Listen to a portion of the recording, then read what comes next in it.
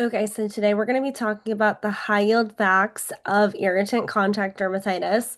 So, this is one of the hardest topics to remember, in my opinion, and the pronunciations in this are not going to be pretty, so just bear with me. So, first, we'll talk a little bit about irritant versus allergic contact dermatitis and what is the difference between them. So, irritant contact derm is direct damage to the keratinocytes and it has nothing to do with the immune system. In the acute phase, it's usually due to strong acids and bases that directly damage the cells. And then chronic is using more like repetitive mild irritants that remove lipid and water retaining substances from the skin. And this can also be caused by friction versus allergic is something that is mediated by the immune system. So first you have to be exposed to it, and then your immune system attacks it when you're re-exposed to it, basically. So then your T cells cause cytokines to be released, and then you get a rash. And this is more delayed. So it's gonna happen, the more times that you've been exposed to it, the faster it will happen. But the first time you're exposed to it, you don't even get a rash. Um, and you only need exposure once every 3 weeks to continue to react to it. And then quickly, we'll talk about cross reaction and co reaction, but we'll talk about this more when we cover allergic contact dermatitis. But cross reaction is two substances that are similar to one another structurally. So you react to, if you're sensitive to one of them, you'll react to the other one too. And then co-reaction is you react to two things at the same time because they're used together. But if you had them separately, you might not react to one of them. Okay, perfect. Getting into irritant contact dermatitis. So, what is the most common site of involvement for irritant contact dermatitis? Number one is hands. Number two is face. And this makes sense because we touch everything with our hands. At work, we're constantly exposing our hands to different chemicals, in different occupations, different chemicals, but still, hands are number one.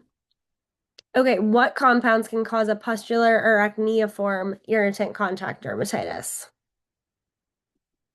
Metals, croton oil, mineral oil, greases, cutting and metal working fluids, all sorts of things. So mineral oil, like think things that can clog pores, might cause an acneiform type reaction. That's kind of how I would remember that. How does airborne irritant contact dermatitis present? So it looks like a photoallergic reaction where it's going to be on areas that are exposed when you're outside, but it still involves the upper eyelid, the philtrum, and the submental region because those areas are frequently not involved in a photoallergic reaction because the sun doesn't hit here usually, like on the under your chin. But if you're outside and the air, it's in the air, that's still hitting there, basically. What is the cause of dermatitis? So, this is furocoumarins, I don't know if I said that right, plus UVA exposure, and then it leads to erythema, maybe with blistering, and then hyperpigmentation after that, which we'll talk more about what specifically is in or what specifically contains furocoumarins. What is Burloak dermatitis? So this is pigmentation of the neck, trunk, arms from cologne that contains bergamot oil, which is a furocoumarin. So basically, like anywhere you put cologne, you can get this, and it's because of this specific thing in the cologne. How can you tell the difference between irritant and allergic contact dermatitis on histopath? So first of all, it can be really hard. And just because you see some of these features it can be hard to actually call it one or the other. But typically, in acute contact dermatitis, there's more spongiosis, more dermal inflammation with eosinophils, and no necrotic keratinocytes. Versus an irritant, there's scattered necrotic keratinocytes, which makes sense because remember, we said that allergic contact dermatitis is more caused by the immune system versus irritant is caused by direct damage to the keratinocytes, causing necrosis of those keratinocytes. How does irritant contact dermatitis present on patch testing? So it You see the reaction at the first reading and it fades prior to the second reading. So we'll go over quickly, what patch testing is. So different institutions do different lengths of time, but I think most places will put the patches on your back on a Monday, tape them there, leave them on until Wednesday. That's the first reading. Wednesday, you take them off, do the first reading. And then Friday is the second reading. So they're saying basically you would see this reaction at the first reading on Wednesday, but it would fade before the final reading on Friday. And that's irritant. Which causes a more severe irritant contact dermatitis, acids or alkalis? So I think your gut might say acid, but the answer is actually alkalis. And they dissolve keratin so they can penetrate deeper, which is why it's more damaging. So examples include like sodium hydroxide, potassium hydroxide, ammonium, lye, bleaches, things like that. How does irritant contact dermatitis to hydrofluoric acid present? So this can penetrate deeply as well, and it causes severe damage to bones and nerves, and it's very painful, and it may be delayed up to 24 hours. What is hydrofluoric acid used for? That was my first question when I saw that. I was like, oh, when would we encounter such a substance? So it's used for dissolving and etching glass in the semiconductor industry. How would you treat hydrofluoric acid-induced contact dermatitis? You can use calcium gluconate gel to neutralize, and you should seek emergency care. How does phenol irritant contact dermatitis present? So you get a white eschar and temporary anesthesia. If there's systemic absorption, it can lead to glomerulonephritis and arrhythmias. So for this, I kind of think about the croton phenol peels, and you get that white frosting with that, so kind of like a white eschar. And then you need cardiac monitoring when you're doing those peels. So that helps me to remember the arrhythmia too. So it's not the exact same thing, but it's can help you to remember these things.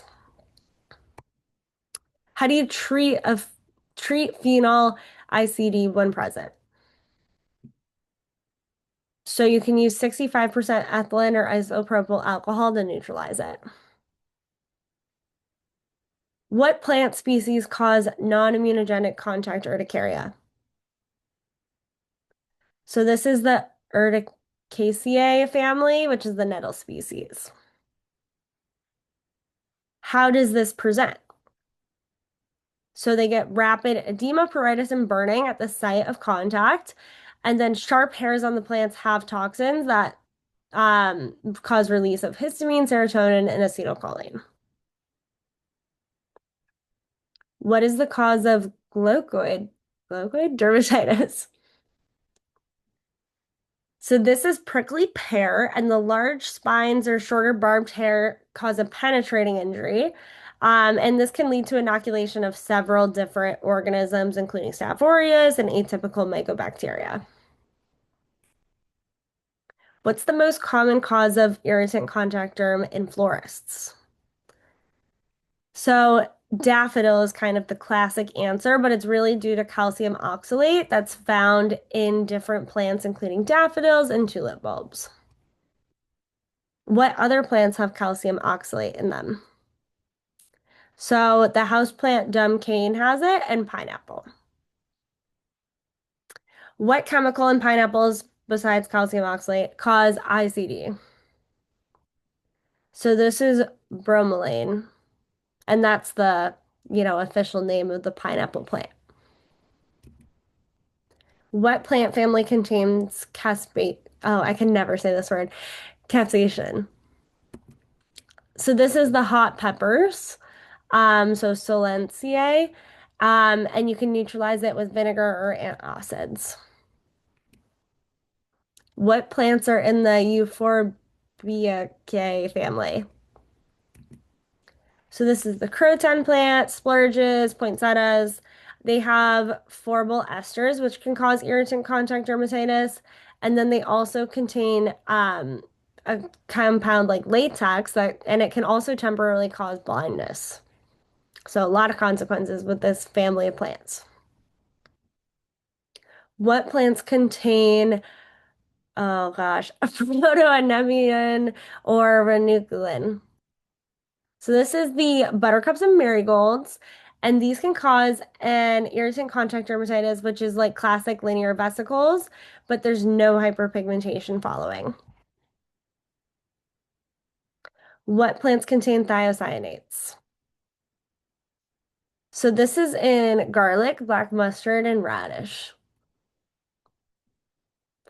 What plants can cause phytophotodermatitis? So going back to this, the most common things are hogweed, parsley, parsnips, celery, citrus fruits, Hawaiian lays, figs. There's all sorts of things. The classic example that they'll give is this Mexican beer dermatitis. So you're in Mexico and you squeeze a lime into your beer, then you're in the sun, and then you get this rash. Or sometimes like margaritas come into play with that. But that's really like the classic thing. But then strimmer dermatitis is after weed whacking and has a similar presentation. And then the Hawaiian lays are a good one to keep in mind as well. And that is it. We will come back and do allergic contact dermatitis soon.